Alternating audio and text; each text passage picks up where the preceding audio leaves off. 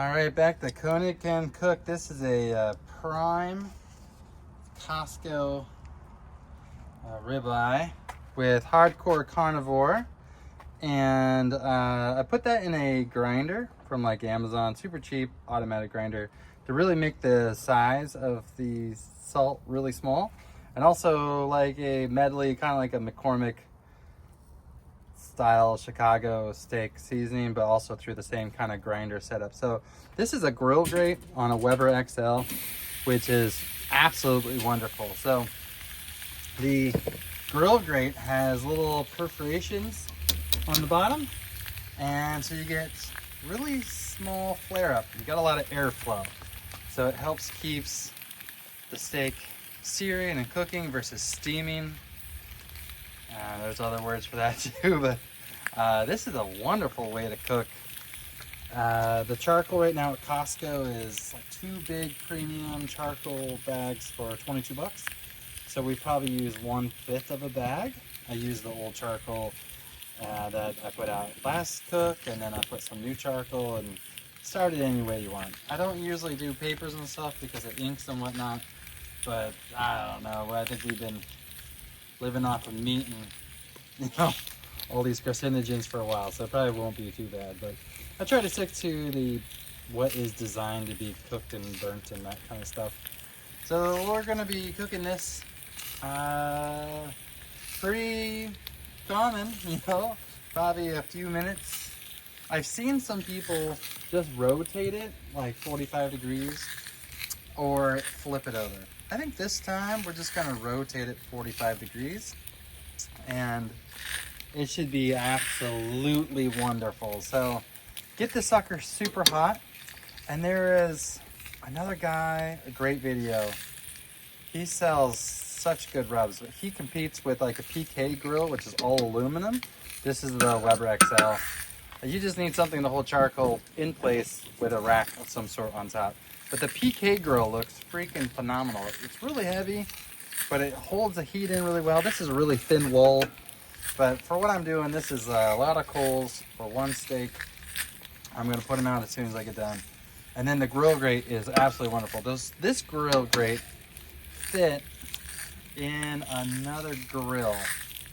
And I think that's actually the, what's that, the barrel, the pit barrel. This one fits in the pit barrel. I wouldn't really recommend it for the pit barrel unless you bring the coals way up. It just doesn't have enough heat being so far down. We'll do that later. So I'd get a grill grate that probably fits, but I put this in the Weber gas grill. I put it into my smoker and take off the top and let it just barrel out a ton of heat. It cooks so well in the smoker. But today we're doing charcoal with a grill grate on the Weber XL. It doesn't really matter that it's XL. And with the top off, it doesn't really matter about the heat too much. So it's starting to look probably pretty good. So let's rotate it and see what we're working with. Oh, solid. So you don't have to pat down or nothing, but it's fun to play with the meat as you cook it. And that's about 45 degrees, and we're gonna just let it hang out. So a lot of the other cooks that you might have seen, I got a lot of flare up, and like I said, that flare up does not taste good. When you start like burning butters and some of your seasoning, it just, I don't know, some people like it. I had the story about in Korea, and they just burnt the heck out of the butter off a tomahawk, and it just really seemed like a $200 down the drain. So I think this is excellent. I think both are wonderful. I do really like the grill grates. Comes with a really neat little spatula thing. I use the clean and whatnot. Oh, so when we get done, I'm gonna flip this over. And there's a guy I saw that did it. He wired them together with like baling wire or something. And he just flips it over and let the coals cook it perfectly. But this is aluminum, I believe, and it's wonderful. So yeah, I'm gonna put you on time lapse. We're gonna flip it over, take a photo, and continue cooking to hopefully medium rare. As you've seen, I've probably had a few carryovers well into the 130s. I think today we're gonna stop, on the medium rare, on the low side of medium rare. I hate carrying over too far. This is such a good cut of meat. Medium's great. Medium well's great. Medium rare is fine.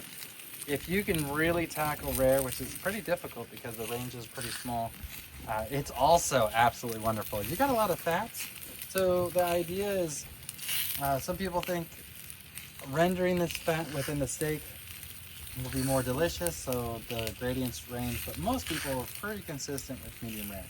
So here we go. Catch in a second.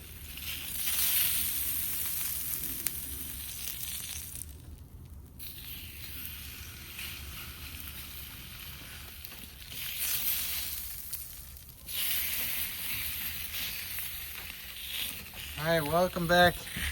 We have just a gorgeous, gorgeous steak here. I'm gonna flip it over. And we are around, oh my goodness. Oh, the lighting's awful. Apologize for that, but cooking outside, what can you do? So this is I'm gonna say this is probably pretty good. You don't need to do a lot of flipping. I think the grill marks are absolutely superb, and it's there. It feels like it's medium rare, I mean, and you don't have to flip it at all. It's just a lot of fun to play. But we are going to take it off, and instead of putting it on a flat tray, I really want the steak to slowly come down to temperature or to carry over heat a little bit. So we're into the range of like 117 and so forth. So we don't really need a lot of heat. We just need to kind of bring it up a little bit. And we'll temp it right now, see where it's at. So that's looking freaking phenomenal. So if we put that in a aluminum foil with a little bit of butter, because you know, butter makes everything better. I got 120, but it goes to like 109, 117. And as you get a little closer to the middle, or to the end of it, so you know, at 108, I'm really thinking if we just pull this right now, it's gonna be great. Got lots of juices coming out.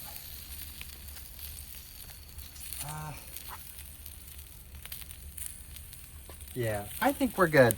I think we're gonna be probably in the teens to the 20s, but we're gonna take it out and let it rest. I'm gonna do the tin foil, but not wrap it tightly. Take this off the heat completely. I think we can shove that to the end. Put this over here. Go get me a plate. So there we go. I'm gonna close the air on the bottom. There's like a little thing. And then put the lid on with it closed off. And almost all those coals are just gonna be wonderful. I'm gonna try to flip over the grill grate and let that clean itself with heat. All right, I'm gonna go be right back after I wrap it up. All right, we let the steak rest to like 112 or so. And when you have it rest, make sure you keep all your drippings. And then I'll show you how to eye sharpen knife. Super easy, but this thing is real lightning sharp. So we got excellent grill marks from the Grill Grate. And the lighting totally sucks. And my wife's gonna turn that on real quick. So here we go. Cut it in half. Oh my God. It's so soft. Oh my goodness. It actually is probably medium again. I think we're on a medium streak. But let's see what my wife thinks. The lighting just is so bad when we have like outside lighting near the like indoor lighting window. Don't worry about it. You do you. All right, honey, grab your fork. Let's try these. Bon appetit. Oh my God, Michael. That's great. It's got a good crust. It's not very shit. hard. Oops, I don't think you can say that. But Ooh, that's wonderful. that is wonderful. Wow. I'm gonna have to say that's probably medium again. Oh my gosh. So, just recap. Oh, what a good knife. This Mac knife, my favorite knife. I think it's just because it's really thin. Oh my gosh, that's good. All right, Costco Prime. Start off with really good meat. Best meat for the money. And actually the best meat I can find in the area. That includes Food Lion, Sam's Club, they have Prime, Safeway. I don't think Food Lion does have Prime, but regardless, shop with the best, highest quality you can. I'm not a big fan of like the butcher nearby and the other butcher. They're both like grain fed. And it's not nearly as soft. I don't think it has anything to do that Costco uses it through that meat slicer tenderizer thing. But then we seared the heck out of it. Sorry, I'll make another one. All right, let's get you one of the spinalis. The spinalis is this muscle that comes across. Hold on. It's this one. That. That's probably it's definitely my favorite. Yeah. You keep cutting. Keep cutting, honey. Oh my gosh. I saw like a little meme or something, or like a survey of vegans. I would totally be a vegan if I could eat steak. Like, there was also lab-grown steak. At a certain point, we're going to have the ability to make perfect lab-grown meat. France banned it. I think Florida banned it. I think it's a way to go in the future. But that'll be a whole nother topic. Regardless, this is Grill Grate. I highly recommend if you want to have some accessories to your barbecuing. Grill Grates. Get yourself a charcoal grill. You can make them out of brick. You can buy them real cheap. I love the Weber. I'm gonna get a PK grill. I don't know how I got there, but we seared probably 4 minutes per thing. We have no flare-ups, no taste of burnt butters or anything like that. And oh my gosh. Gosh, the lighting is so bad. We're gonna have to use like a GoPro next time to really capture the color. I'll get YouTube light. A YouTube light, yeah. So, there you go. Cook the steak how you like it. Oh, I use, for the spices, the hardcore carnivore, ground up a little bit thinner, and also kind of like a medley that's a combination of those other steaks. What's that noise?